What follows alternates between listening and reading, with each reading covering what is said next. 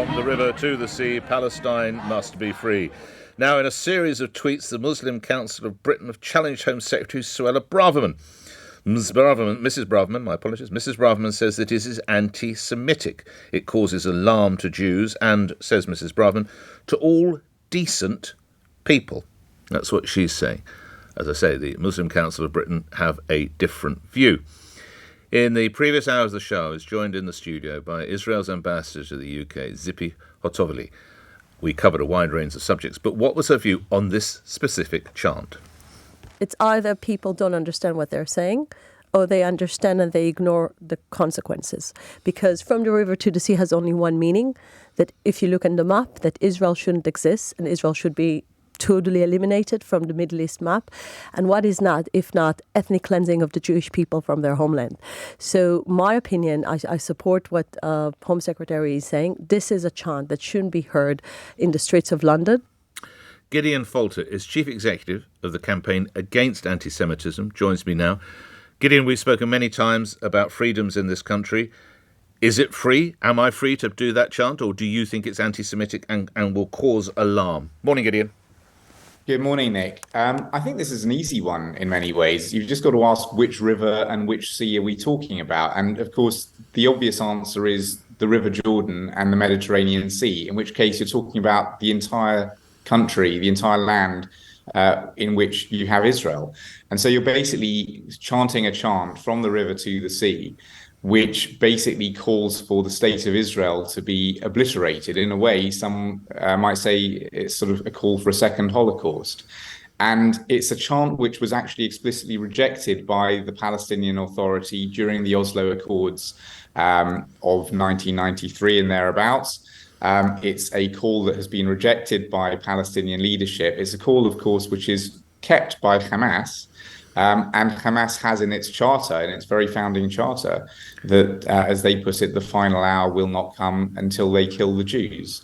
So I think it's very clear what the chant means and who means what by it. I think, as we just heard in that clip there are people who say it without even thinking or understanding what it means, but they need to think, they need to stop, and it does cause a hell of a lot. Well, I was going to ask you, Gideon, as a Jewish man, and I know you're very proud of your faith, and indeed you defend your faith, do you mind me asking you personally, were you to hear this chanted as you were walking about your business, what would go through your mind or your heart? I think particularly right now as well, when we've just had the worst single anti-Semitic atrocity since the Holocaust, if I hear people shouting that, which is a genocidal chant, it absolutely chills me. It absolutely chills me that people are chanting that on the streets of the UK. And I was just reading in the Telegraph this morning about those two British Israeli sisters who've been taken hostage by Hamas. People forget. Yahala Neuer, just to remind my listeners. Go ahead, Mr. Yahala and Neuer are still, and they're both minors, 16 and 13. They are in captivity of Hamas. Without being explicit, it's very clear what Hamas considers female prisoners to be for, including female child prisoners. And at the same time as these people, over 100 people being in brutal captivity of Hamas, we also are seeing Hamas continually firing missiles, trying to hit civilians into Israeli cities. And of course, sometimes those missiles falling short and actually hitting people in Gaza, or overshooting Israel entirely, because Israel's not a big country, and actually hitting Palestinians on the other side of Israel, on the other side. So, sorry, go on, Nick. I was just going to say, I need to move on, but I want to ask you one final question on a related issue. I understand you were at a demonstration yesterday outside the BBC with others concerning the use of some of their dialogue. They still, I don't seem to have a problem with it, but they still sound unable to say the word terrorist. Why did you hold that demo? How successful was it? And what are you campaigning for, Gideon? I mean, you're right. You don't have a problem with it. Most right-thinking people don't. ISIS is very similar to Hamas in its way of operating, and the BBC doesn't have a problem calling certain things terrorist attacks. It calls the London 2005 bombings terrorist attacks. In fact, last night, when there was that horrific terrorist attack in Brussels, they immediately called it a terror attack. And as soon as we tweeted them saying, why are you calling this a terror attack and not the Hamas atrocity in Israel a terror attack, they changed it and started referring to it as a shooting instead of a terror attack. So it's a horrendous position for the BBC to be taking. It's contrary to what the UK thinks, the US thinks, the European Union thinks, and they need to change it, because if you call terrorists anything but terrorists, you're basically excusing them. Grateful as ever for your time, Gideon Falter. Thank you, Chief Executive of the Campaign Against Anti-Semitism. Let's come back to the chant and bring in, as I mentioned, it's the Muslim Council of Britain that's challenging Suella Braverman's stance on this.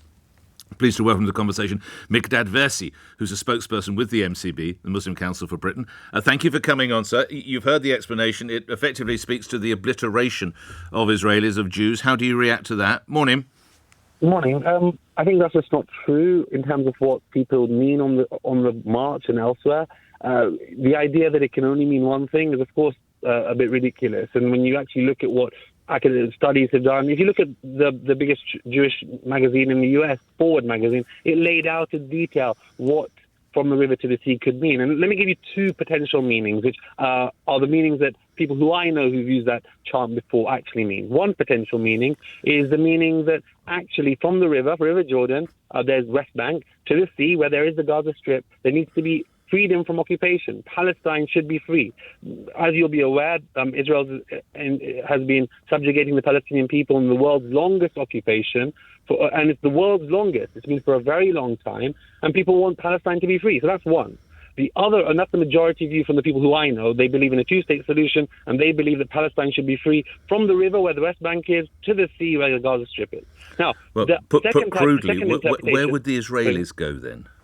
Where Israel is, they believe in a two-state solution, and they say that from the river, where the West Bank is, to the sea... You wouldn't join them up then? I see there's two separate enclaves. They're two, but that's where Palestine is. Palestine, which is, the state of Palestine, according to many countries across the globe, is in the West Bank and Gaza. So West Bank and Gaza, they should be free, and that's from the river to the sea. So some people believe in a two-state solution. Let me just give you the second perspective in a second, if that's okay. Go ahead. Yep.